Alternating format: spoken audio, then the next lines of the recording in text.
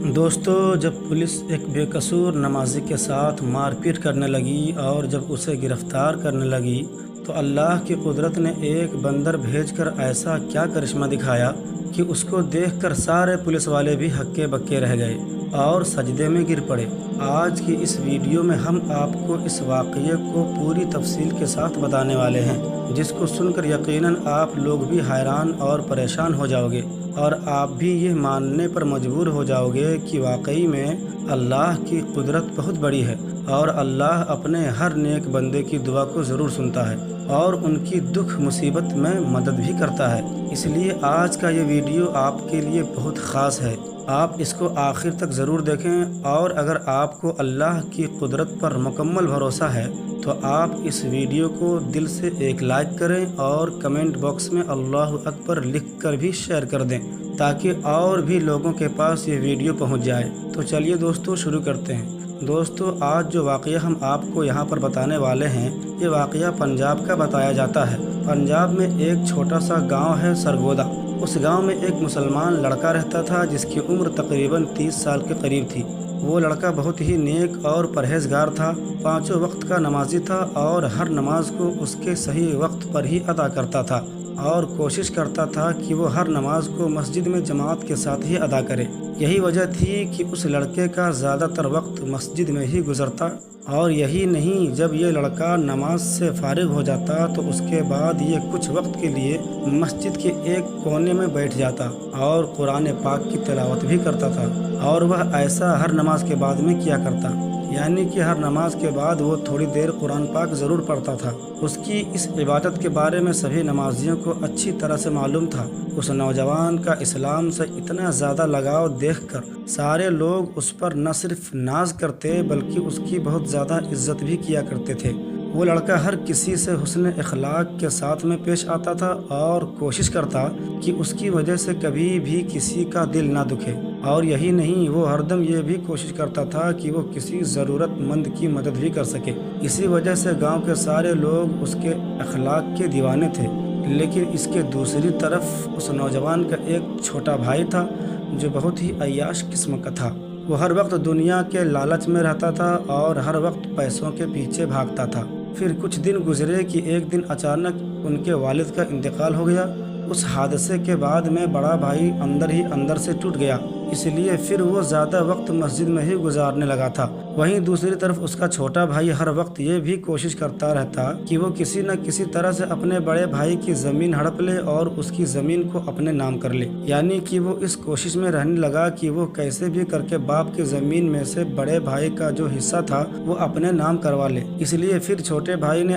اندر بڑے بھائی کے خلاف سازشیں رچنا شروع کر دیا، مگر وہ کسی بھی طرح سے اپنے اس مقصد میں کامیاب نہیں ہو سکا۔ دوستوں، اس کے بعد جب چھوٹے بھائی کی تمام کوششیں بیکار ہو گئی تو پھر ایک دن چھوٹے بھائی نے سوچا کہ کیوں نہ وہ اس کے لیے اپنے بڑے بھائی کی سب سے پسندیدہ چیز یعنی کہ مسجد کا استعمال کرے۔ اس لیے پھر وہ سوچنے لگا کہ وہ اپنے بڑے بھائی کو مسجد کے ہی کسی کام میں پھنسوا دے۔ پھر چھوٹے بھائی نے ایک پلان بنایا کہ وہ کسی نہ کسی طرح سے اپنے بڑے بھائی کو مسجد کی چوری میں پھنسا دے، جس سے وہ مسجد میں جانے سے رک جائے گا۔ اور اس کو یہ بھی معلوم تھا کہ اس کا بڑا بھائی 5 وقت کا نمازی ہے اور مسجد سے بہت زیادہ لگاؤ بھی رکھتا ہے، اس لیے وہ مسجد کے بغیر نہیں رہ سکتا۔ اسی وجہ سے پھر چھوٹے بھائی نے سوچا کہ اگر وہ اپنے بڑے بھائی کو مسجد میں جانے سے روک دیتا ہے تو پھر وہ اس کے بدلے میں زمین کا مطالبہ کر سکتا ہے، اور یقیناً بڑا بھائی نماز اور مسجد کو اہمیت دیتے ہوئے اس کو وہ اپنی زمین بھی دے دے گا۔ پھر چھوٹے بھائی نے ایک منصوبہ تیار کیا۔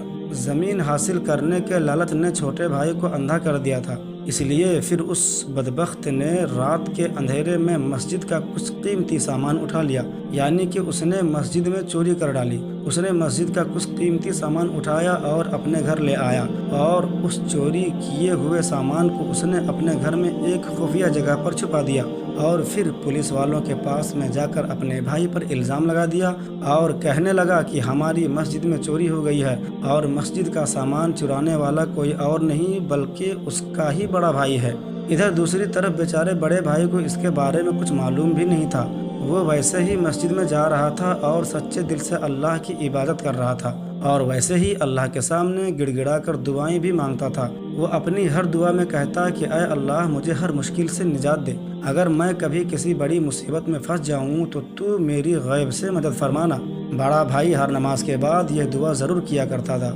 دوستو، جیسا کہ ہم نے آپ کو پہلے ہی بتایا ہے کہ چوری کے بعد میں چھوٹے بھائی نے اس کا الزام بڑے بھائی پر لگا دیا تھا، اس لیے پھر اگلے روز بڑا بھائی نماز کے لیے مسجد کی طرف جا رہا تھا تو پولیس اس کو ڈھونڈتے ہوئے اس کے پاس آ پہنچی اور مسجد کے دروازے پر پہنچ کر پولیس کے لوگوں نے اس نوجوان سے کہا کہ تمہیں گرفتار کیا جاتا ہے۔ یہ سن کر بیچارہ بڑا بھائی بہت گھبرا گیا اور پولیس والوں سے پوچھنے لگا کہ میں نے کیا کیا ہے، میری کیا غلطی ہے، میرا کیا قصور ہے، میں نے کیا جرم کیا ہے، آپ مجھے کیوں گرفتار کر رہے ہو؟ برائے مہربانی آپ مجھے مسجد کے اندر جانے دیں، مجھے نماز کے لیے دیری ہو رہی ہے۔ اس پر پولیس والوں نے اسے بتایا کہ تم پر مسجد کا قیمتی سامان چرانے کا الزام ہے، اس لیے ہم تمہیں گرفتار کرتے ہیں۔ یہ سن کر بیچارہ وہ بڑا بھائی ہکا بکا رہ گیا اور سوچنے لگا کہ یہ کیسے ممکن ہے اور اس پر یہ الزام کس نے لگایا ہوگا، لیکن اسے کچھ بھی سمجھ میں نہیں آ رہا تھا، اس لیے وہ وہیں زمین پر ہی بیٹھ گیا اور اللہ سے مدد کی گہار لگانے لگا اور اللہ سے دعا کرنے لگا۔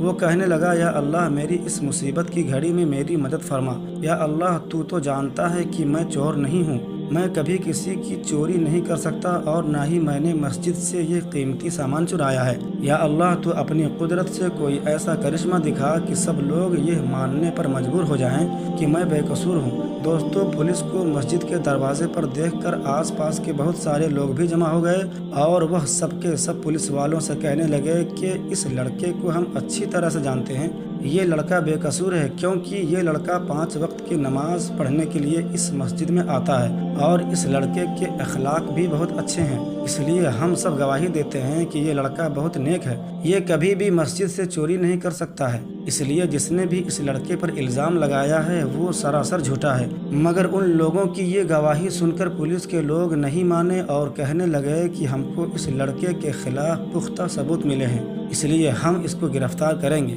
اتنے میں اس لڑکے کا چھوٹا بھائی بھی وہاں پر آ گیا اور پھر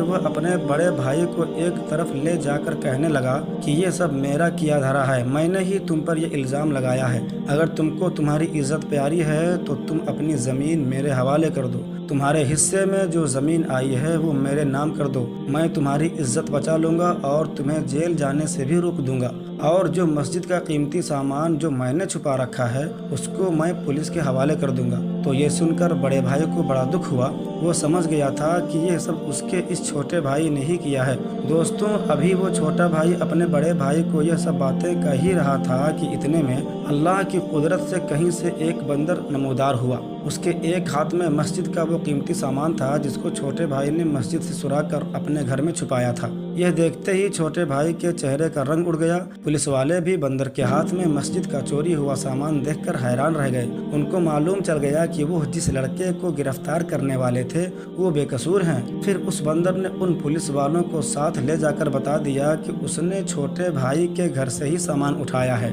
اس لیے پھر پولیس والوں کو معلوم چل گیا کہ مسجد سے یہ سامان چھوٹے بھائی نہیں چرایا ہے، اور پھر یوں سب کو معلوم چل گیا کہ اصل چور تو اس کا چھوٹا بھائی ہے۔ پھر پولیس والوں نے چھوٹے بھائی کو گرفتار کر لیا اور جب اس سے پوچھ تاچھ ہوئی تو پھر یہ ساری باتیں چھوٹے بھائی نے پولیس والوں کو بتا دی۔ ادھر وہ بڑا بھائی اللہ کے سامنے سجدے میں گر کر اللہ تعالیٰ کا اس بات کے لیے شکر ادا کرتا کہ عین موقع پر اللہ نے ایک بندر بھیج کر اس کی کس طرح سے مدد کی ہے، اور اس طرح سے پھر پورے گاؤں والوں کو اس کی بے گناہی کا ثبوت مل جاتا ہے۔ یہ دیکھ کر سب کا اللہ پر بھروسہ اور بھی زیادہ مضبوط ہو جاتا ہے۔ دوستو، آپ کو آج کا یہ ویڈیو کیسا لگا؟ آپ کمنٹ باکس کے ذریعے اس کے بارے میں ہمیں ضرور بتانا۔